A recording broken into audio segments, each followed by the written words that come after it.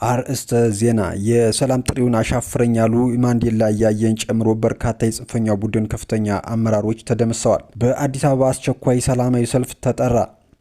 ግብጽ የኢትዮጵያን የባህር በር ጥያቄ ደገፈች። የምርጫ ቦርድን ውሳኔ እንደግፋለን። ከወሎ ራያ አማራ የማንነት ወሰን አስመላሽ ኮሚቴ የተሰጠ መግለጫ። ሰላም ጤና ይስጥልኝ አድማጭና ተከታታዮች፣ የዛሬውን አዳዲስ መረጃ ይዤላችሁ መጥቻለሁ። እስከ ዝግጅታችን ፍጻሜ ድረስ አብራችን ቆዩ። በቅድሚያ ወደምናየው ዝርዝር መረጃችን ስናልፍ የፌዴሬሽን ምክር ቤት ለኢትዮጵያ ብሔራዊ ምርጫ ቦርድ በጻፈው ደብዳቤ ክርክር የተነሳባቸው የሁመራ፣ የአዲረመጥ፣ የኮረም፣ የወፍላ፣ የጠለምትና የራያ አላማጣ ምርጫ ክልሎች ከትግራይ ክልል ውጭ ሆነው ለብቻቸው በቀጥታ ለሕዝብ ተወካዮች ምክር ቤት ምርጫ እንዲደረግ ያስተላለፈው ውሳኔ ተከትሎ የካቲት 16 2018 ዓ.ም የኢትዮጵያ ብሔራዊ ምርጫ ቦርድ ያስተላለፈው ውሳኔ የሕዝባችንን የዘመናት ጥያቄ ለመፍታት መንግስት የጀመረው ጥረት አንድ እርምጃ ወደፊት የሚያራምድ በጎ ውሳኔ መሆኑን በጽኑ እናምናለን።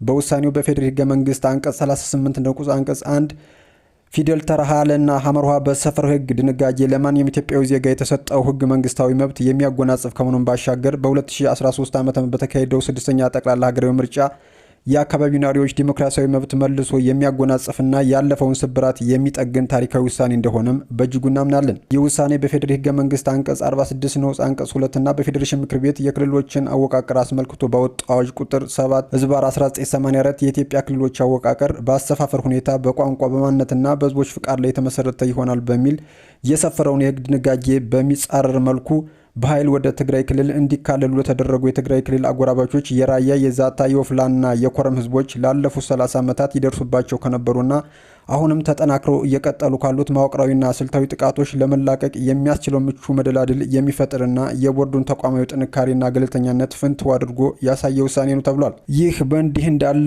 እብሪተኛው ወያኔ ጥቅምት 24 2013 ዓ.ም በሀገር መከላከያ ሰራዊት ላይ በፈጸመው ታሪክ ይቅር የማይለው ክህደት ምክንያት በተካሄደው ጦርነት እና በተገኘው አኩሪ ድል ህዝባችን በመስዋዕትነት የደመቀ በደም የታተመ ሰላምና አንጻራዊ ነጻነት ማግኘቱ መንግስትም የህዝቡን ማንነትና የራስ አስተዳደር ጥያቄ ዓለም አቀፋዊ ተቀባይነት ባለው አሰራር በህገ መንግስቱ መሰረት እንዲፈታና ዘላቂ ሰላም እንዲሰፍን ለማድረግ ቁርጠኛ መሆኑ ያልተዋጠለት ወያኔ ለአራተኛ ጊዜ ህዝባችን ላይ እብሪት ወረራ በመፈጸም ሂደቱን ቢያደናቅፍም ውሳኔው የጊዜ ጉዳይ ካልሆነ በስተቀር ኢትዮጵያ ውስጥ የጉልበት አማራጭ እንደማያዋጣና በየትኛውም መመዘኛ ተቀባይነት እንደማይኖረው ቁልጭ አድርጎ የሚያሳይና የፌዴሬሽን ምክር ቤትም ሆነ የቦርዱ ውሳኔ ተገቢ ያለው መሆኑን የሚያረጋግጥ ነው ብለዋል። በአዲስ አበባ አስቸኳይ ሰላማዊ ሰልፍ ተጠርቷል። በትግራይ ክልል የህወሓት አመራሮችና የፌዴራል መንግስት በደረሱበት አለመግባባት የተፈጠረውን ውጥረት ተከትሎ ዳግም ጦርነት እንዳይቀሰቀስ በአዲስ አበባ ሰላማዊ ሰልፍ ለማካሄድ መታቀዱን በትግራይ ለውጥ ፈላጊ የተባለው ስብስብ አስታውቋል። የፖለቲካ ፓርቲዎችና ተጽዕኖ ፈጣሪዎችን ያቀፈው ስብስብ ባለፈው ቅዳሜ በክልሉ ወቅታዊ ሁኔታና መፍትሄዎች ላይ ውይይት አካሂዷል።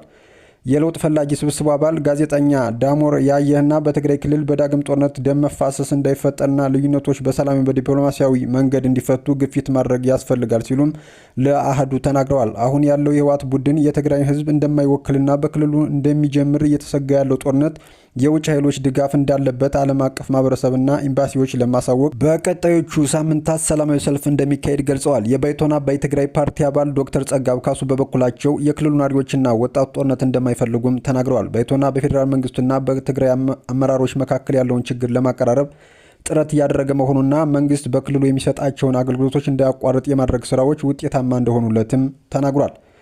ወደ ሌላኛው መረጃችን ስናልፍ ግብጽ የኢትዮጵያን የባህር በር ጥያቄ ደግፋለች። ዘናሽናል የተሰኘው መካከለኛ ምስራቅ ላይ መሰረት አድርጎ የሚሰራው ድረገጽ ግብጽ የኢትዮጵያን የባህር በር ጥያቄ ለመደገፍ እየተንቀሳቀሰች መሆኑን የሚገልጽ መረጃ ይዞ ወጥቷል። ድረገጹ የግብጽ ዲፕሎማቲክ ምንጮች ዋቢ አድርጎ በወጣው ዘገባ የአባይ ውሃ ጉዳይ እልባት የሚያገኝ ከሆነ ግብጽ የኢትዮጵያን የባህር በር ጥያቄ እንደምታግዝም ዘግቧል። ከዚህ ቀደም ጋዜጠኛና ፖለቲከኛ ተንታኝ በረከት በላይነህ ባደረገው አንድ ቃለ መጠይቅ የህዳሴ ግድቡን የባህር በር ለማግኘት እንደ መደራደሪያ ልንጠቀምበት እንችላለን የሚል ሀሳብም አንስቶ ነበር። ዘናሽናል ያወጣው ዘገባ እውነት ከሆነ ኢትዮጵያ የባህር በር ለማግኘት ለምታደርገው ጥረት ሚና ይኖረዋል። ሆኖም ባለፉት ረጅም ዓመታት ግብጽ የኢትዮጵያ የባህር በር እንዳታገኝ ስትሰራ መቆየቷ የሚታወቅ ነው። በመጨረሻ ወደምናየው መረጃችን ስናልፍ የሰላም ጥሪውን አሻፈረኝ ያሉ ማንዴላ ያየን ጨምሮ በርካታ የጽንፈኛ ቡድን ከፍተኛ አመራሮች ተደምሰዋል። ለሰላም ጀርባቸውን የሰጡና ህዝብን ማሰቃየት በወደዱ ጽንፈኛ ኃይሎች ላይ ጀግናው መከላከያ ሰራዊት በወሰደው እርምጃ በማዕከላዊ ጎንደር ዞን የሚንቀሳቀሱ የቡድኑ ከፍተኛ አመራሮችን ጨምሮ ቁጥራቸው በርካታ የሆኑ ታጣቂዎች ተደምሰዋል። በዚህ መሰረትም ጀግናው ሰራዊት በማዕከላዊ ጎንደር ዞን አለፋ ወረዳ ሻውራ ከተማ ዙሪያ በመንቀሳቀስ በከተማው የሽብር ተግባር ለመፈጸም ሙከራ ያደረገ ጽንፈኛ ኃይልን አስተማሪ ቅጣት ቀጥቶ